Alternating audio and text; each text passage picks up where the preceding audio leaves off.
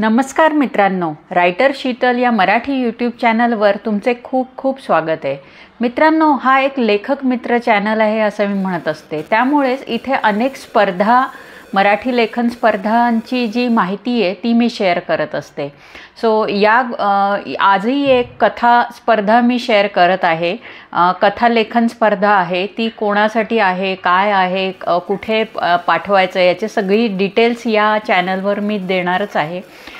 Plus या मराठी कथा, specially कथा लिहिताना कुठली काळजी घ्यावी याची थोडक्यात माहिती देते। कारण बऱ्याचदा म्हणजे जसं आम्ही आता दिवाळी अंक आम्ही प्रकाशित केला नवदीप, त्यावेळेला मला जाणवलं की कथा आणि लेखमध्ये फरक समजायला थोडासा काही लेखकांना अवघड जातोय। त्यामुळे कथा जेव्हा लिहितो त्यावेळेला रचना वेगळी असते, लेख ज्या वेळेला लिहितो त्यावेळेला थोडी रचना वेगळी असते आणि स्क्रिप्ट लिहितो त्यावेळेला पण रचना वेगळी असते।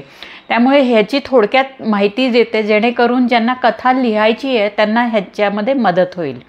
तर चालू करूयात की कथा लेखन स्पर्धा कुठे आहे। सो ही कथा लेखन स्पर्धा आहे स्वराज्य सत्ता साप्ताहिकमध्ये।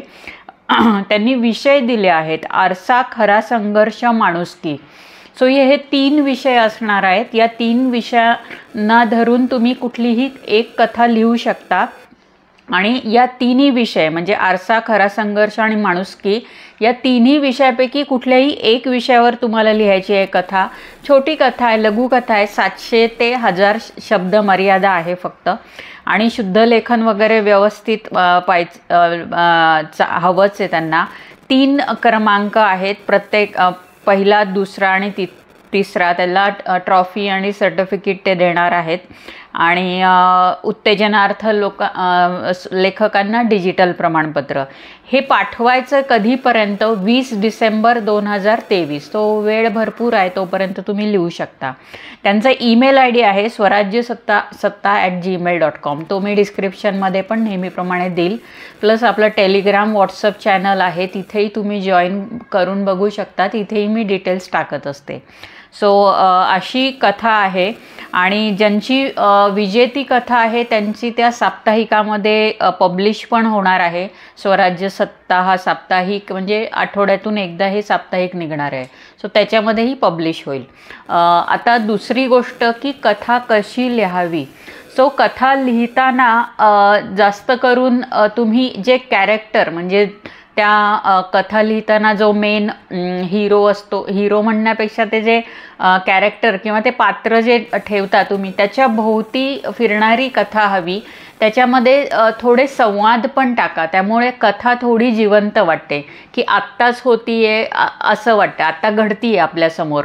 आणि बऱ्याचदा तुम्ही वाचलं असेल की कथा लिहिताना बरेच लेखक फ्लॅशबॅकमध्ये पण जातात, भूतकाळ। सो तुम्ही भूतकाळापासून पण चालू करू शकता किंवा आत्ता जेव्हा कथा लिहिता तेव्हा संवादाने सुरुवात करा, मध्ये त्या पात्रांची ओळख करून द्या आणि नंतर भूतकाळात शिरा। सो अशा 3 प्रकारे तुम्ही कथा लिहू शकता।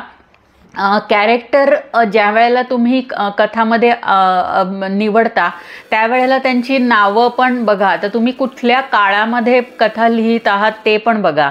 म्हणजे सध्याच्या काळात जर कथा लिहित असाल तर त्यांची नावं त्या अनुषंगाने असू द्या। जुनी कथा लिहित असाल तर एखादी बरीच घडलेली घटना म्हणजे समजा भूतकाळात गेलं, सो त्यांच्या आईवडिलांची नावं तुम्हाला त्या काळातली निवडावी लागतील। सो अशा गोष्टी ठरवा। आता तुम्हाला अजून एक महत्त्वाची गोष्ट की कथा कुठे घडतीये, शहरात घडतीये, ग्रामीण भागात घडतीये।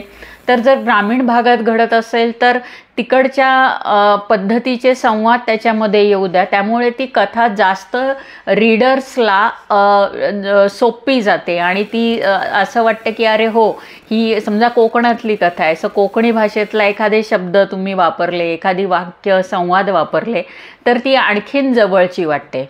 सो या गोष्टी तुम्ही लक्षात ठेवा। कथेची मर्यादा 700 ते 1000 या स्पर्धेसाठी दिली आहे। सो 700च्या कमी लिहू नका आणि 1000 पर्यंतच लिहा, म्हणजे 1000च्या पुढे लिहू नका। शब्दसंख्या तुम्ही तेवढी लक्षात घ्या। आणि कथा लिहिताना अजून एक गोष्ट की तुमचं शुद्ध लेखन म्हणजे व्याकरण व्यवस्थित असू दे। बरेचदा मी कथा वाचताना पाहते की कथेचा लिहिताना अर्धी असते वर्तमानात आणि अर्धी असते भूतकाळात. सो तुम्हाला नक्की त्याची सांगड घालता आली पाहिजे की तुम्ही कसेही लिहिताय. आणि सगळ्यात महत्त्वाचं की कथेचा शेवट तुम्ही कसा करताय, कारण जशी आपण सुरुवात करतो तसं शेवट सगळ्यात महत्त्वाचा असतो कथेचा. तुम्ही सकारात्मक करा, नकारात्मक करा किंवा एक दुःखद करा, सुखद करा, पण करताना असा करा की ही कथा अशी मनाला भिडली आहे. सो कथेचा शेवट खूप महत्त्वाचा असतो. तो करताना तुम्ही जे कॅरेक्टरनी समजा सुरुवात केलं असेल तर शेवट करताना पण त्या कॅरेक्टरनी त्याच्या पुढे काय केलं किंवा तो पुढे काय करणार आहे किंवा त्या कॅरेक्टरचा अंत असेल किंवा एखाद्या वाईट प्रवृत्तीचा किंवा स्वभावाचा अंत होऊन तो पॉझिटिव्ह घेऊन त्याच्यातून काही जाणार असेल तर ती गोष्ट शेवटी नक्की येऊ द्या. आणि अजून एक टीप देते की कथेमध्ये समजा तुम्ही हिंदी गाणी किंवा मराठी गाणी कुठलीही त्याच्यामध्ये ॲड केली तर अजून आवडते कथा वाचकांना. सो ही तुम्ही करू शकता. अर्थात कथेच्या तुमचं त्याच्या रिलेटेडच गाणं असावं. आणि कथेचं नाव हे सगळ्यात महत्त्वाचं असतं, कारण कथा लिहिताना सगळ्यांना लिहिता येते कथा, पण कथेचं नाव त्याच्या पूरक असणं गरजेचं असतं. जास्तीत जास्त 2 ते 3 शब्द असू द्या कथेच्या नावांमध्ये. खूप लांबलचक नावं लिहितात, त्याची गरज नसते. अर्थात गाण्याचं एखादं असेल नाव तर चालतं, पण अदरवाईज कथेचं नाव हे ठरवताना नेहमी लक्षात घ्या की त्या कथेचा बाज काय, म्हणजे तुम्ही कशाबद्दल ती कथा लिहिता. आता इथे त्यांनी माणुसकीबद्दल एखादी कथा लिहायला सांगितली आहे.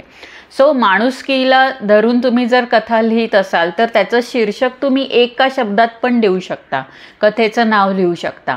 त्यामुळे कथेचं बऱ्याच वेळेला त्या कॅरेक्टरचं नाव म्हणून पण तुम्ही कथेमध्ये टाकू शकता.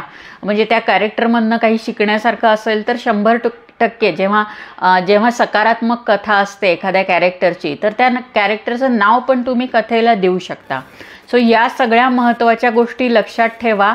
आणि कथा पाठवताना तुमचं नाव, मोबाईल नंबर, तुम्ही कुठून पाठवत आहात, संपूर्ण पत्ता, या गोष्टी मेन्शन करायला विसरू नका. ईमेल ID आहे, नाहीतर म्हणजे ज्यांनाही तुम्ही पाठवाल त्यांना लक्षात येत नाही की तुम्हाला कॉन्टॅक्ट कसं करायचं.